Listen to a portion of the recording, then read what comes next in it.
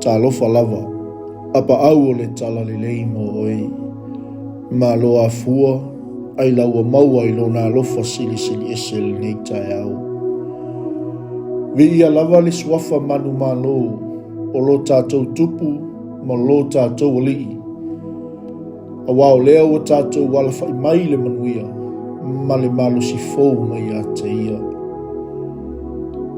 Aua le wha aluina le tele o le taimi e popole ai le o Blacks, o le manu Samoa. Aua foi e te popole i le lalangi mo na whainga. E ta pua i le alii, i le anganga ma le wha maoni. Ua wala awina oe mao e le alii. Ono i tātou o tangata ngasala.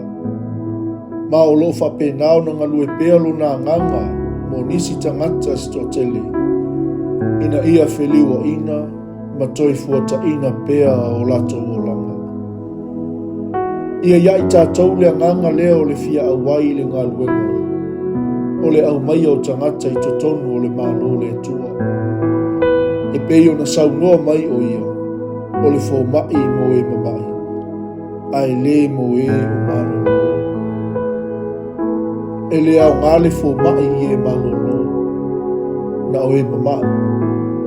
Ua o le sau e wala au i e a mia tonu. A o e anga sala e na ia sala mo. A walawa ni ngalo lau tatalu. Ia o mai lo malo. Ma ia whaia lo fina ngalo ni lalangi. E pe i o na whaia i le langi. Ia manuia le whea ngai ai tiute. Ma ngaluenga whai le amatanga fo i o lewa yasu. Ono ke riso Yesu.